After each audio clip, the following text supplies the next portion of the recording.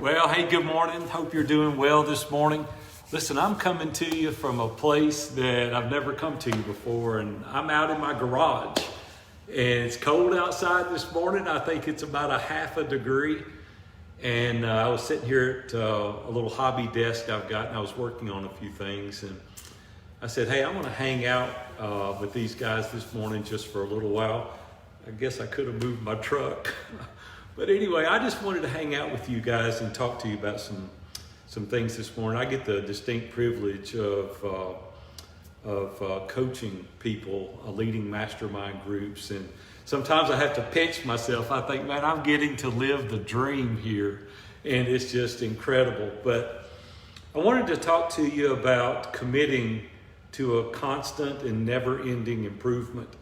And when I start thinking about my life and I start thinking about the businesses that we own, excuse me, and some of the things that we've done, I said it's been kind of 42 years of a constant state of improvement, trying to move. What about my armband there this morning? I've got a little tendonitis, so I got my armband on. I just noticed it in the video.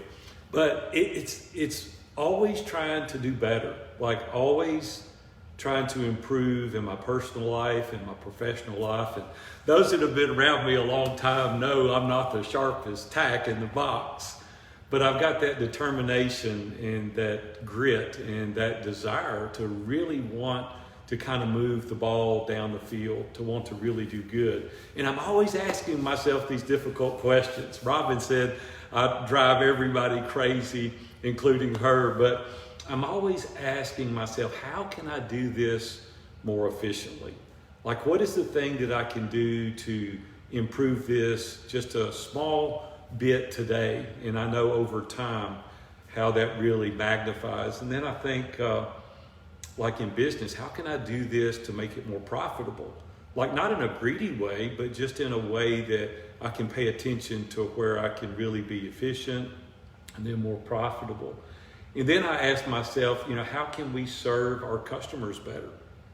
And a lot of these principles came out of Jack Canfield's book, The Success Principles, but it's just thinking, how can we serve our customers better? What is it that we can do that would add more value? And I lay in bed at night sometimes thinking, what is it that we can do in iron sharpens iron that will give these guys more value? What is it that we can do to help take their life to the next level, kind of catapult their life into the next level? And I'm thinking, man, that is so good, because if we're a giver and not a taker, it's just incredible what we can do in life. And I did it wrong. I did it so wrong early in my career. I was focused on big A. I was focused on my family and how I could make more money and how I could open another business. And it was all like, how could I get a vacation home and a nicer car?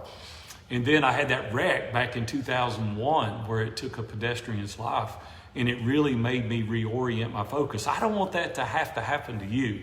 I want you to really focus on what it is that you can do today, that you can serve people better in a more valuable way, and it not take some catastrophe to happen. I talked to Mike McAllowitz not long ago. He's writing a new book, and he wanted to interview me on that automobile accident that I had, and wanted to find out, what is it that happened in your life 2 decades ago that really changed the paradigm, that changed your thinking? And why does it take that kind of terrible accidents and things like that, heart attacks and bad health and automobile accidents, to get us to change? So I'm always asking myself these tough questions. And then, we've really got to do better as we go forward. I remember a quote that Oliver Cromwell said back, this is, forever ago, back in the 1600s. And he said, he who stops being better stops being good. I don't know about you, but I don't want to stop being better. I want to be good all the time. I want to constantly I'll be 60 next month, and I'm thinking, where does it stop, or does it ever stop? Hopefully it doesn't stop. I want to be wise as I get older and do the right things, but I always want to be kind of making some progress, improve in small incremental ways. Now, I was sitting here this morning, Robin bought me a drone. It's a Mavic 2 Air. And when she bought me this drone, I read the instructions and I started watching YouTube, and I said, I'll never in a million years learn how to work this drone. And then I stopped and I said, no, you know what? I'm going to do this drone like I've done my business, my whole career, 42 years, 14 businesses. You have to break it down incrementally. And so I decided to spend 15, 20 minutes a day watching YouTubes, reading the manual, getting my phone and going through the instructions and going like, okay, I've got overwhelmed now. I've got to stop. I've got to master this part of it. And then tomorrow I'll look at it again. And that consistency since Christmas, I'm going to brag just for a minute if you'll give me a chance. I'm really good with this drone now. I'm just going to be honest with you. This gentleman will go a couple of miles away from where we live. I live up on top of a hill, and I can fly all over our property. And look, I'm chasing deer back there with it. I'm shooting videos around my house with it. You know why I've gotten good with it? Because I practice it every single day for 15 or 20 minutes, right? Some of you guys are not succeeding in life today or in business today because you're not doing it incrementally. You think that you've got to go out there and get this instant gratification and you skip all these steps. It doesn't work that way. And I know some of these principles seem very elementary to you right now, but I want to talk to you about a couple of other things that's happened to me recently if you just decide to make your mind up. I don't know if it's cold where you're at or not. I'm looking out, there's snow and there's ice, and I got a hot cup of coffee, and I'm going to take a drink just for a minute because it's good and I love coffee. I want to talk to you about a couple of other things that I've decided recently and how you can do it too. And that's the important part about this video is I don't want you to think Big A's on there bragging about all of his drone and his accomplishments in his businesses. I want to give you the inspiration to do it also, because that's what I do as a coach, right? We lead these masterminds to encourage other people to do some things. So I've got some friends of mine that's been in the mastermind group for years. I even got an email this morning from one of the guys named John. And John is just a great guy in our community. And he asked me a tough question a couple of years ago. He said, Big A, he said, you've had accomplishments in business and things like that, but why don't you really pay attention to your health? And I'm like, hey, I'm not an athlete. I've never been an athlete. I've always enjoyed business. And he said, listen, if you don't take care of yourself, you're not going to be around to coach other people and to encourage them. And it really convicted me several years ago. And I've had numbers of people through the course of my career encourage me to do some things from a health perspective. And so one day I thought, man, they're right. If I don't take care of myself now, I've never been obesely overweight and I've always been in decent shape, but I never really focused on it. And so what I did is I went out and hired Kevin Davis. Kevin Davis is in our mastermind group. He's a PA, and I hired him and said, listen, we've got to do all the saliva and urine and blood tests, and we got to find out exactly what it is I need. And we came up with a plan. And so we took several weeks to do that. And then I went to the gym and I hired a trainer. And some of you are like, Big A, I can't afford to hire a coach. I can't afford to hire a trainer. I get that. And I get that. And if you can't, then I totally understand. But you can still do this on your own. Like, you don't have to do it to the level that I've decided to do it. But I'm getting to a point here, so y'all be patient with me for a minute. So we laid out a plan. And I said, I'm going to do this. Like, I'm going to do it. I'm not going to compromise. I'm going to do this. And so January 1st, I said, hey, stepped on the scales. I need to lose 25 pounds. And I said, I'm going to do it. And I'm going to make the commitment. And I'm going to sit here at the table and I'm going to write it out, exactly what I'm going to do. I'm going to follow their instructions. And I have, to the letter. I didn't cheat. I didn't say, hey, I deserve it. I'm going to go out and reward myself. This is what I'm going to do. And I decided this is exactly what I'm going to do.